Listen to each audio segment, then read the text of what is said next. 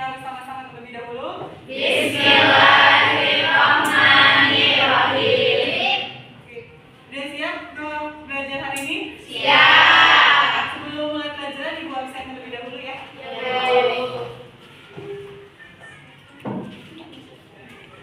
Alvin, Hadir. Elva, Hadir. Fairoza, Hadir. Fawaza, Hadir. Marsha, Hadir. Akbar, izin ya. Novi, Hadir. Nursafa, Hadir, Bu. Sehan, Hadir.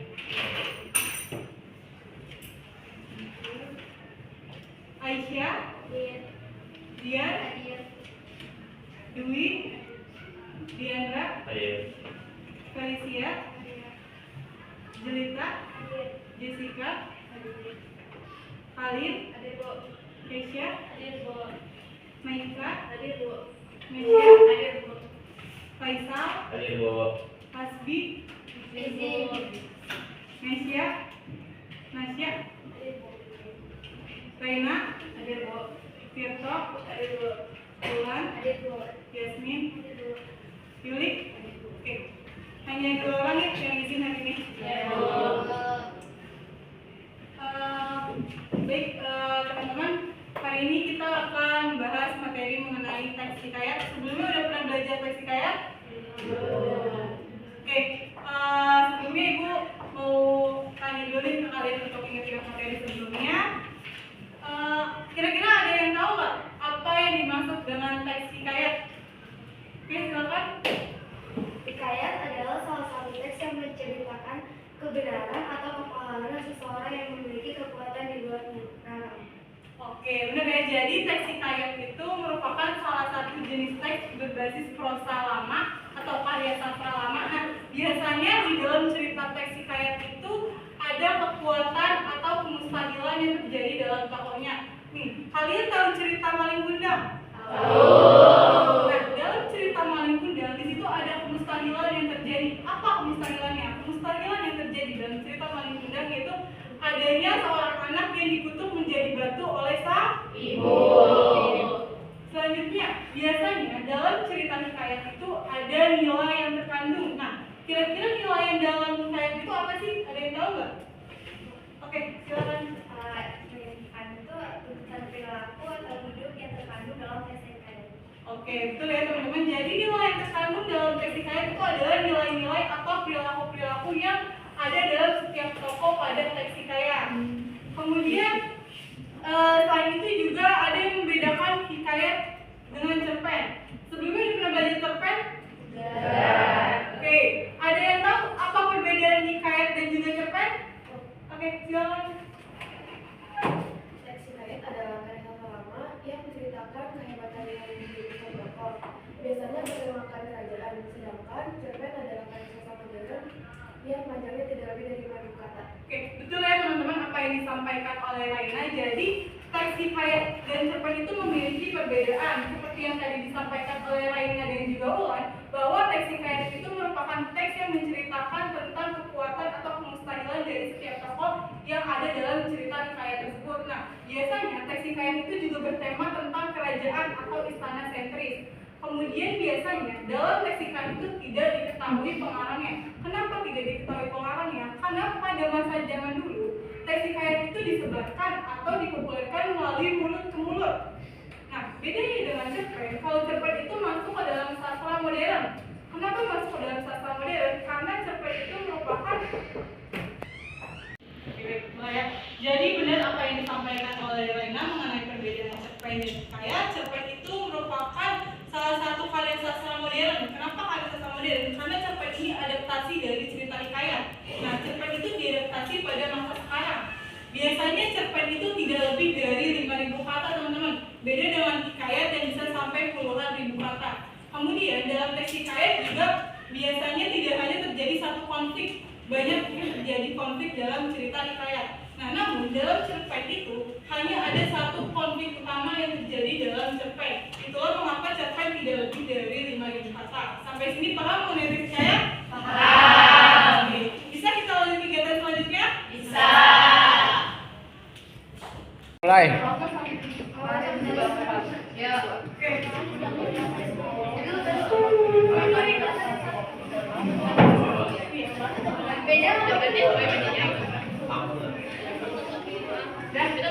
Yuk, mulai. Baik, anak-anak sudah duduk sesuai kelompoknya masing-masing? Sudah dibuka buku paketnya? Dalam buku paket ada cerita teks hikayat berjudul Saijan dan Ikan Todak halaman 56. Sudah dibuka? Oke, silakan kalian menyimak isi dari teks hikayat tersebut. Kemudian nanti ibu minta satu orang perwakilan kelompok membacakan cerita hikayat kepada teman-teman anggota kelompoknya. Nah, setelah dibacakan, nanti ibu minta satu orang lagi dari kelompok kalian juga untuk membacakan ringkasan dari teks hikayat yang telah kalian bacakan. Paham? Oke, silakan kalian menyimak isi teks hikayatnya terlebih dahulu. Kita mulai untuk membacakan teksnya. Silakan dimulai dari kelompok 1 terlebih dahulu. Hikayat Saijan dan Ikan Todak. Menurut sang ibu hikayat, semula ada seseorang datu yang sakti, mandraguna, sedang bertapa di tengah laut. Namanya Datu Mabrur. Ia bertapa di antara Selat Laut dan Selat Makassar. Siang malam, ia bersamadi di batu karang. Di antara percikan buih, debur, ombak, angin, gelombang, dan badai topan. Ia memohon kepada Sang Pencipta agar diberi sebuah pulau. Pulau itu akan menjadi tempat bermukim bagi anak cucu dan keturunannya kelak. Hatta ketika laut tenang, seekor ikan besar tiba-tiba muncul dari permukaan laut dan terbang menyeberang. Tanpa bersinggut dari tempat duduk maupun membuka mata, Datu Mabrur menghadapi serangan mendadak itu. Ikan itu terpelancing dan jatuh di karang. Setelah jatuh ke air, ikan itu menyerang lagi. Demikian berulang-ulang. Sekeliling karang, ribuan ikan lain mengepung, memperlihatkan gigi mereka yang panjang dan tajam, seakan prajurit siap tempur. Pada saat serangannya yang terakhir, ikan itu terpelancing jatuh persis saat Datu Mabrur membuka matanya. Pura-pura nyimak ceritanya, pura-pura nyimak. Kamu matanya ke teman kamu juga gitu. Ya mulai. Hai kan, aku masuk membalut itu. Ikan apa kamu? Aku ikan todak, raja ikan todak yang menguasai perairan ini. Sama dirimu membuat lautan bergelora. Kami terusik dan aku memutuskan untuk menyerangmu. Tapi engkau memang sakti, Datu Mabrur. Aku takluk. Matanya menggap-menggap, matanya berkedip-kedip, menahan sakit. Tubuhnya terjepit di sela-sela karang raya. Jadi itu rakyatmu. Datu Mabrur menunjuk ribuan ikan yang mengapung di karang.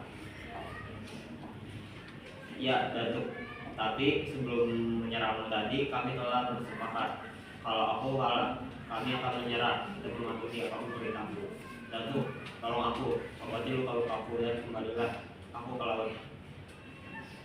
Kalau terlalu lama di darat, aku bisa mati. Atas nama rakyatku, aku berjanji akan mengabdi kepadamu. Bila aku menolongku, Raja Ikan Todak mengiba-iba, seolah sulit bernapas, saya membuka dan menutup. Kami akan memenuhinya. Datu ingin istana bawah laut yang terbuat dari emas dan permata, dilayani ikan duyung dan gurita. Ingin berkeliling dunia bersama ikan paus dan lumba-lumba. Tidak, aku tak punya keinginan pribadi, tapi untuk masa depan anak cucuku nanti. Lalu Datu Mabrur menceritakan maksud pertapaannya selama ini. Akan kerahkan rakyatku, seluruh penghuni lautan dan samudera, sebelum matahari terbit esok pagi. Impianmu akan terwujud, aku bersumpah, jawab Raja Ikan Todak. Ajaib dalam sekejap darah dan luka seputar tubuh raja. Ikan todak itu mengering. Kulitnya licin kembali seperti semula seakan tidak pernah luka. Ikan itu menggerak-gerakkan sirip dan seekor dengan gembira. Dengan lembut dan penuh kasih sayang, Datu Mabrur mengangkat Raja Ikan Todak itu mengembalikan ke laut. Ribuan ikan yang mengapung karang ini berenang menemui melompat bersukaria. Saijan berseru dengan todak sambil melompat di permukaan laut. Saijan, saut Datu Mabrur. Di karangan pertapannya, Raja Ikan Todak telah memenuhi sumpahnya. Bersamaan dengan terbitnya matahari pagi, daratan itu telah timbul sepenuhnya berupa sebuah pulau lengkap dengan harai, lembah, perbukitan, dan pegunungan. Tanahnya tampak subur, pulau kecil yang makmur. Datu mabrur, senang dan gembira. Intinya tentang pulau yang akan menjadi tempat tinggal bagi anak hidup dan keturunannya telah menjadi kenyataan. Permohonannya telah dikabulkan dengan memanjatkan puji dan syukur kepada Sang Pencipta. Ia menenangkan Pulau Halimun. Alkisah Pulau Halimun kemudian disebut Pulau Laut sebab ia timbul dari dasar laut dan dikelilingi laut. Sebagai hikmahnya, kata Saijan dan Ika Todak dijadikan slogan dan nama pemerintahan Kabupaten Kota Bali. Nah teman-teman, kan tadi kan kita sudah mendengarkan cerita dari hikayat Saijan dan Ika Todak. Nah di sini aku mau membacakan ringkasannya nih. Hikayat Saijan dan Ika Todak menceritakan tentang Daku Mambrut yang bertapa di antara selat laut dan Selat Makassar dan kemudian diserang oleh Raja Ikan Tandut. Tidak, Datuk Mambrut berhasil mengalahkan ikan tersebut dan Raja Tondak berjanji akan memenuhi permintaan Datuk Mambrut jika Datuk Mambrut bersedia membantunya. Aku akan membacakan ringkasan dari hikayat Saijan dan Ikan Todak. Datuk Mambrut, seorang sakti, bertapa di tengah laut menemukan pulau untuk keturunannya. Seekor ikan besar menyerangnya berkali-kali, namun ia berhasil menepis tanpa terganggu. Pada serangan terakhir, ikan terpelanting saat ia membuka mata. Aku akan membacakan ringkasan dari hikayat Saijan dan Ikan Todak. Datuk Mambrut, seorang sakti, bertapa di tengah laut menemukan pulau untuk keturunannya. Seekor ikan besar menyerangnya berkali-kali, namun ia berhasil menepis tanpa terganggu. Pada serangan terakhir, ikan terpelanting saat ia membuka mata. Membacanya ringkasan dari hikayat ini, hikayat Saijan dan Ikan Todak menceritakan Saijan, seorang pemuda cerdik yang menyelamatkan desanya dari serangan ikan todak. Dia menggunakan batang pisang sebagai jebakan, membuat ikan todak tertangkap tanpa merusak lingkungan. Cerita ini mengajarkan keberanian dan kecerdikan Saijan. Baca yuk tentang ringkasan cerita yang tadi kalian baca. Datuk Mambrut senang dan gembira. Impiannya tentang pulau yang akan menjadi tempat tinggal bagi anak dan cucu keturunannya telah menjadi kenyataan. Permohonannya telah dikabulkan dengan memanjat puji dan syukur kepada Sang Pencipta. Ia memakannya Pulau Halimun. Nah, jadi teman-teman, aku mau bacain ringkasan dari teks hikayat yang berjudul Saijan dan Ikan Todak. Hikayat Saijan dan Ikan Todak menceritakan tentang Datuk Mambrut yang bertapa di antara Selat Laut dan Selat Makassar dan kemudian diserang oleh Raja Ikan Todak. Datuk Mambrut berhasil mengalahkan ikan tersebut dan Raja Todak berjanji akan memenuhi permintaan Datuk Mambrut jika Datuk Mambrut bersedia membantunya menyembuhkan luka-lukanya. Setelah kalian menganalisis, nanti Ibu akan minta perwakilan kelompok untuk maju ke depan membacakan hasil analisisnya. Setelah dibacakan hasil analisisnya, nanti kelompok lain silakan untuk memberikan tanggapannya. Paham? Oke. Baik anak-anak, kalian sudah selesai menyimak dan membacakan ringkasan dari teks hikayat tersebut? Sudah. Oke, kita lanjut, yaitu nanti Ibu akan mengarahkan pada kalian. Silakan kalian menganalisis nilai yang ada dalam teks hikayat Saijan dan juga Ikan Todak. Paham? Oke, silakan kalian analisis isinya. Jadi di sini saya akan membacakan analisis dari cerita tersebut. Nah, yang pertama, pentingnya bersifat tenang, sabar dan bijaksana dalam menghadapi cobaan. Dan yang kedua, pentingnya menepati janji. Oke, baik teman-teman, adakah yang ingin memberikan tanggapan terhadap hasil yang telah dibacakan oleh Faisal? Bu. Oke, silakan. Tanggapan saya tentang hikayat Saijan dan Ikan Todak juga menyampaikan betapa pentingnya persatuan dan semangat gotong royong dalam mencapai tujuan. Oke, baik, terima kasih. Silakan juga Faisal.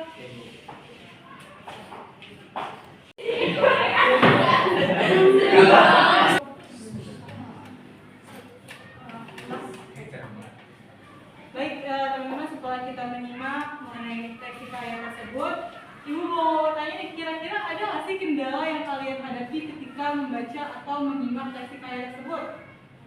Oke, apa itu kendalanya? Untuk kendalanya hanya bahasa Inggris yang suruh saya diminta. Oke, terima kasih.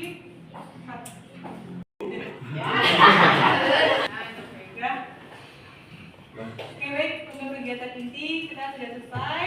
Sebelum kita menutup pembelajaran pada hari pembicaraan ini. Adakah yang ingin menyimpulkan kegiatan belajar pada hari ini? Saya, Bu. Oke, silakan Safa. Oke, jadi dapat disimpulkan bahwa teks hikayat adalah karya sastra lama berbentuk prosa yang berisi cerita bersifat rekaan yang berfungsi sebagai pembangkit semangat juang. Dan di sini ada beberapa nilai moral yang salah satunya adalah yang berkaitan dengan sikap baik dan buruknya manusia. Oke, baik, terima kasih Safa atas timbulan yang diberikan. Jadi teman-teman teks hikayat seperti tadi yang sudah disampaikan oleh Safa, Wulan, dan juga Raina. Pesan ibu, kalian harus tetap semangat untuk belajar. Oke, pertemuan selanjutnya yaitu minggu depan kita akan membahas mengenai karakteristik dari teks hikayat. Oke, baik teman-teman, terima kasih untuk pembelajaran pada pagi hari ini. Semoga materinya dapat dipahami dengan baik. Sebelum kita tutup, mari sama-sama kita ucapkan hamdalah bersama-sama. Alhamdulillah.